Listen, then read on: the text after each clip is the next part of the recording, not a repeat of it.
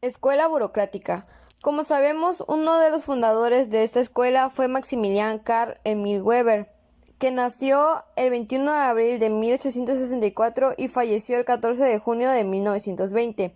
Fue un filósofo, economista, jurista, historiador, politólogo y sociólogo alemán, considerado uno de los fundadores del estudio moderno de la sociología y la administración pública, con un marcado sentido antipositivista. Aportes de Max Weber a la teoría de la burocracia. El alemán Max Weber era sociólogo y escribió durante la primera parte del siglo XX. Weber desarrolló una teoría sobre estructuras de autoridad y describió las actividades de la organización con base en las relaciones de autoridad. Describió un tipo ideal de organización que llamó burocracia, el cual se caracterizaba por la división de trabajo, una jerarquía definida con claridad, reglas y reglamentos detallados y relaciones impersonales. Weber reconoció que esta burocracia ideal no existía en la realidad, sino que más bien representaba una reconstrucción selectiva al mundo real. Lo usó de fundamento para sus teorías acerca del trabajo y de las formas de desarrollarlo en grupos grandes. Su teoría se convirtió en prototipo del diseño de muchas de las grandes organizaciones de hoy. Otro de los aportadores a esta escuela fue Robert Merton. Merton revisó además profundamente la teoría de la burocracia de Weber, poniendo de manifiesto las consecuencias negativas del ritualismo. Otros aportadores también fue Pierre Selznick y Alvin Goldner, quienes sostuvieron que Weber solo se preocupó por las relaciones formales entre los elementos de la burocracia, pero pasó por alto la administración informal y los factores humanos y sociales del comportamiento. No existe un único tipo de modelo de burocracia, sino una gran variedad de grados de burocratización. Alvin y Goldner. La burocracia ideal de Max Weber fue división del trabajo. Los trabajos se dividen en tareas sencillas, rutinarias y bien definidas. Jerarquía de la autoridad. Las oficinas o los puestos se ordenan en una jerarquía donde alguien de orden inferior siempre es controlado y supervisado por alguien de orden superior.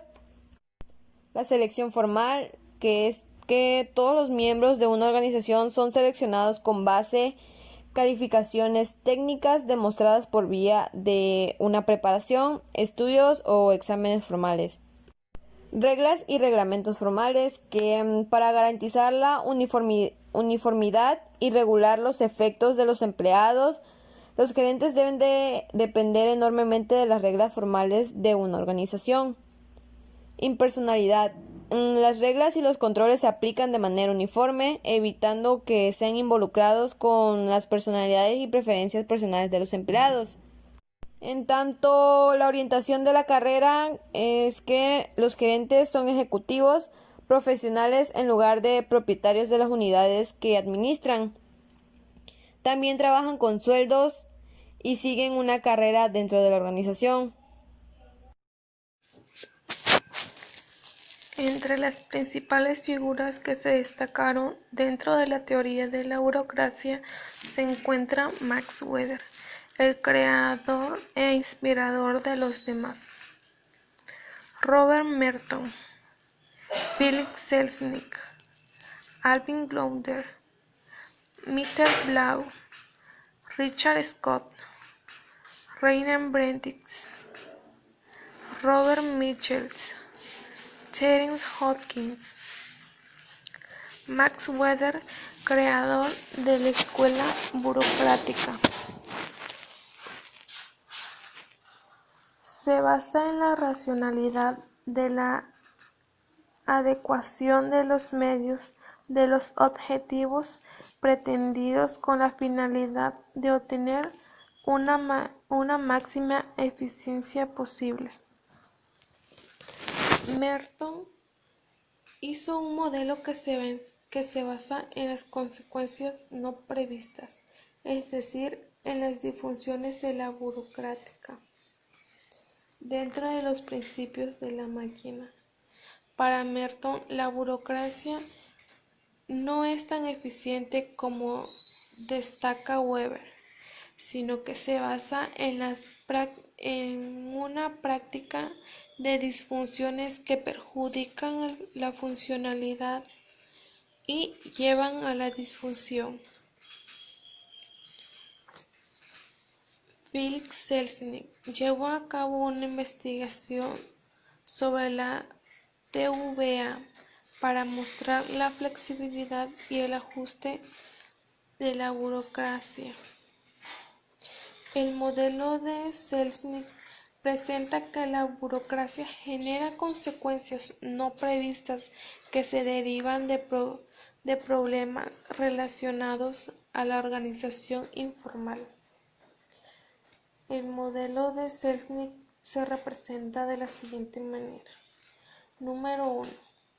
El modelo inicia con la exigencia de control por parte de la administración. Número 2. Como resultado, instituye una delegación de autoridad. Número 3.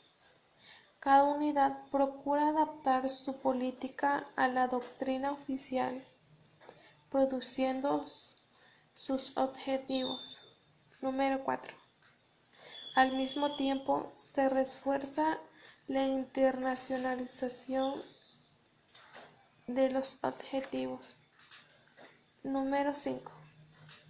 Las decisiones se toman con base a los criterios operacionales establecidos por la organización. Número 6. Las decisiones se refuerzan más por la capacitación de las personas. Número 7. La internalización de subjetivos depende de la operación de los objetivos.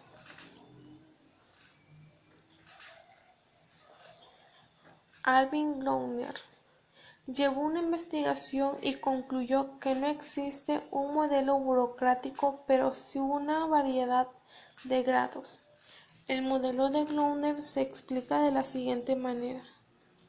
La exigencia de control conduce la importancia de las reglas organizacionales. Cuanto más grande la exigencia de control, mayores serán las reglas burocráticas. Número 2. Las reglas tienen como objetivo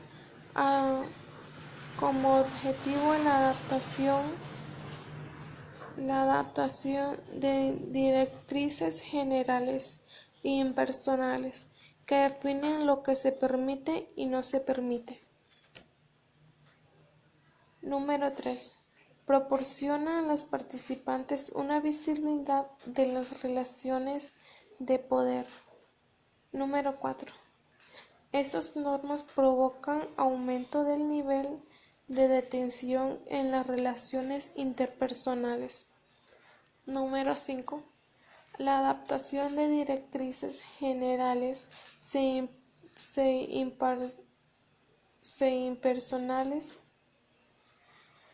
impersonales mínimas aceptables. Número 6. Al verificar las diferencias entre los objetivos organizacionales y sus efectividades, realizan en la práctica debido al comportamiento estándar. Número 7. La organización impone mayor rigor en su supervisión para forzar a las personas a que trabajen más. 8. Se cierra el ciclo. Por último, lo llevamos a la conclusión. El modelo ideal de Weber fue un primer intento integrador de control administrativo, partiendo de un todo igual con directores y hombres ideales, sin tener en cuenta que lo ideal no existe. Weber consideraba que las burocracias constituidas con las características anteriormente nombradas eran eran especialmente eficaces para cumplir con las funciones de toda organización y por ello confiaba en la burocracia. Se entendería por todo el mundo moderno. Weber analizó la burocracia desde un punto de vista puramente mecánico y no político, preocupándose por mostrar cómo se establecen y se obedecen normas y las leyes. Weber no consideró los aspectos subjetivos e informales de la aceptación de esas normas y de la legitimización de la autoridad, ni la reacción formal de la organización ante la falta de consentimiento de los subordinados. Weber se preocupaba por las características, el crecimiento y las consecuencias de la burocracia. Su mayor contribución fue considerar la organización en conjunto. El modelo burocrático fue profundamente estudiado y analizado en todas sus características y al propósito de buscar en él inspiración para una nueva teoría administrativa. Este modelo ofrecía varias ventajas. Con todo, la racionalidad burocrática, al desconocer a las personas que participan de la organización, constituyen problemas de este tipo de organización. No consigue resolver adecuadamente. Podríamos decir que el modelo weberiano pasó a constituir el modelo ideal de burocracia y el modelo absoluto.